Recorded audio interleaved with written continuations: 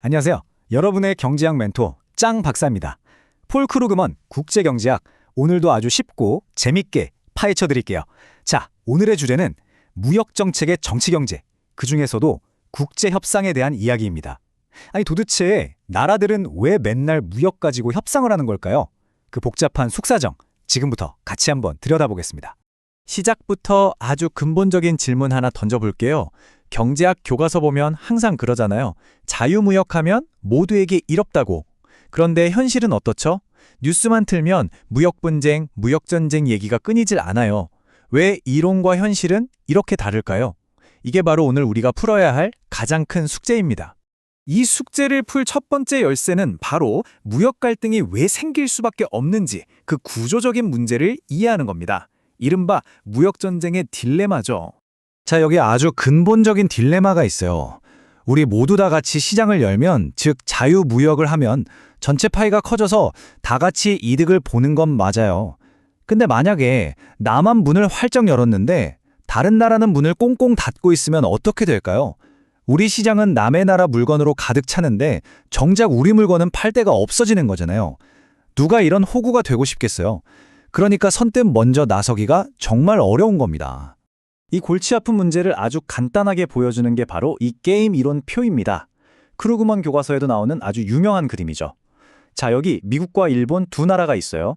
각자 자유무역을 할지 아니면 보호무역을 할지 선택해야 합니다. 과연 어떤 결과가 나올지 한번 보실까요?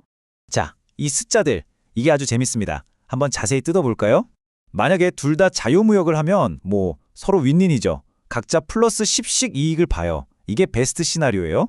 반대로 둘 다 보호무역으로 맞붙으면 같이 망하는 거죠. 각자 마이너스 5. 이게 바로 무역전쟁입니다. 자, 그런데 진짜 핵심은 바로 이거예요. 만약에 미국은 보호무역으로 빗장을 거는데 일본은 순진하게 시장을 열었다? 그럼 미국 혼자 무려 플러스 20. 이 게임에서 나올 수 있는 최고의 숫자를 독식하는 겁니다. 일본은요, 마이너스 10으로 최악의 결과를 맞게 되죠. 바로 이 플러스 20이라는 엄청난 유혹, 나만 잘 살 수 있다는 이 생각 때문에 자유무역이 좋다는 걸 머리로는 알면서도 자꾸만 보호무역이라는 카드에 손이 가는 겁니다. 자, 그럼 내가 일본이라고 한번 생각해 봅시다. 미국이 뭘 선택할지 모르잖아요.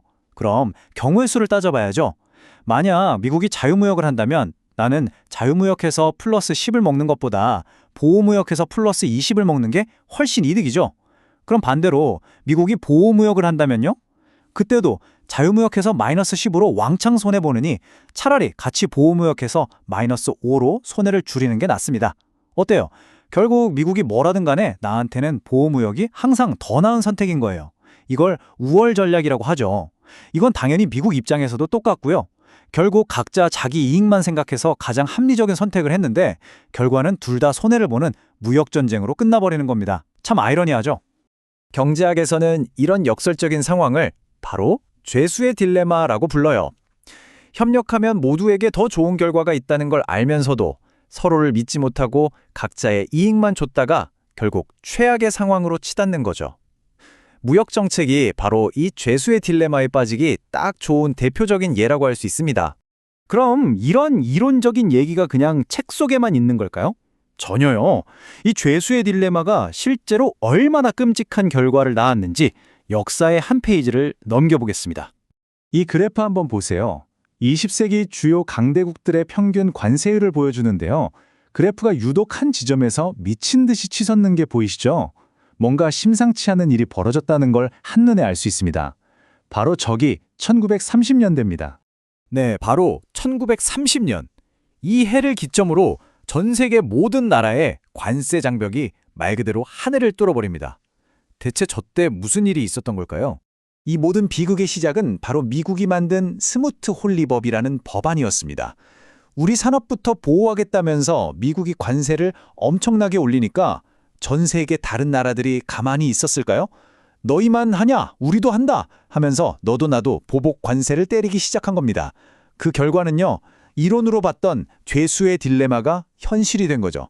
전 세계 교역은 꽁꽁 얼어붙었고 이미 시작된 대공황을 그야말로 지옥의 나락으로 떨어뜨리는 최악의 결과를 낳고 말았습니다. 이 끔찍한 무역전쟁을 겪고 나서야 세계는 아주 중요한 교훈을 하나 얻게 됩니다. 이 딜레마에서 벗어나려면 혼자서는 안 되는구나. 다 같이 힘을 합치는, 즉 국제적인 협력이 필요하구나 하는 걸 깨달은 거죠.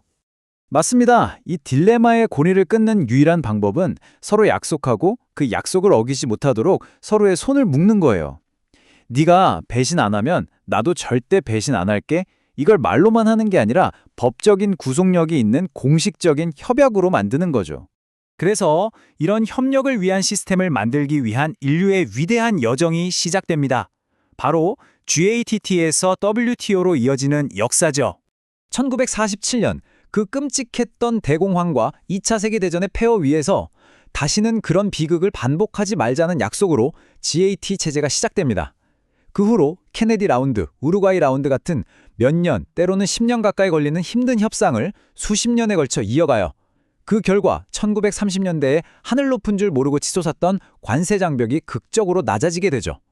그리고 마침내 1995년 이 성공의 역사를 바탕으로 훨씬 더 강력하고 체계적인 조직, 바로 세계무역기구 WTO가 탄생하게 된 겁니다. 그럼 옛날 게트랑 지금 WTO는 뭐가 다를까요?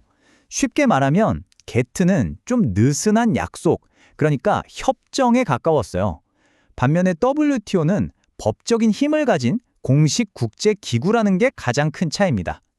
다루는 범위도 옛날엔 상품 위주였다면 지금은 서비스나 지적재산권 같은 것까지 훨씬 넓어졌고요. 그리고 무엇보다 약속을 어기는 나라를 혼내줄 수 있는 아주 강력한 분쟁 해결 제도를 갖추게 된 게 결정적입니다. 그럼 지금 이 WTO가 어떻게 글로벌 무역 시스템을 움직이고 있는지 그 핵심적인 기능들을 한번 살펴보겠습니다. WTO의 힘은 바로 여기서 나옵니다. 분쟁 해결 절차, 이걸 세계무역재판소라고 생각하시면 쉬워요. 만약 A라는 나라가 B 나라의 무역 정책이 불공평하다고 생각하면 WTO에 제소할 수 있어요. 그럼 독립적인 전문가들로 구성된 패널이 조사를 해서 판결을 내립니다. 만약 B나라가 규정을 어겼다고 판결이 나면 B나라는 그 정책을 바꾸거나 아니면 A나라한테 합법적으로 무역 보복을 당해야 합니다. 아주 강력하죠? 이 WTO 시스템을 떠받치는 아주 중요한 두 개의 기둥이 있습니다. 첫 번째면 관세 양어. 이게 뭐냐면 한번 관세를 낮추기로 약속했으면 내 마음대로 다시 올릴 수 없다는 겁니다. 약속은 지켜야죠. 두 번째는 비차별 원칙이에요. 특정 나라만 예뻐하고 미워하면 안 되고 모든 회원국을 공평하게 대해야 한다는 거죠. 이 두 가지 원칙이 있기 때문에 전 세계 기업들이 안정적으로 미래를 예측하고 무역을 할 수 있는 겁니다. 자, 그럼 오늘 이야기의 핵심 딱 정리해 드릴게요. 첫째, 왜 나라들은 자꾸 무역전쟁 같은 바보 같은 짓을 할까? 바로 죄수의 딜레마 때문이라는 거. 각자 자기 이익만 생기다 보면 결국 다 같이 손해보는 구조에 빠지기 쉽다는 거죠. 둘째, 1930년대 대공황 때 이걸 진짜 뼈저리게 겪었잖아요. 협력 안 하면 다 죽는다는 걸 역사적으로 배운 겁니다. 그리고 마지막으로 바로 그 반성 위에서 GAT 그리고 지금의 WTO라는 시스템이 만들어졌다는 것. 이게 지난 70년 넘게 세계 무역을 지탱해온 아주 중요한 틀이었다는 점 꼭 기억해 주세요. 지금까지 우리는 과거의 실패와 그 극복 과정을 통해 국제협력이 얼마나 중요한지 살펴봤습니다. 하지만 여러분도 아시다시피 최근 들어 강대국들 사이의 갈등이 커지면서 이 WTO 시스템이 흔들리고 있다는 우려가 많습니다. 과연 지난 70년간 이어져 온 이 협력의 시대는 앞으로도 계속될 수 있을까요?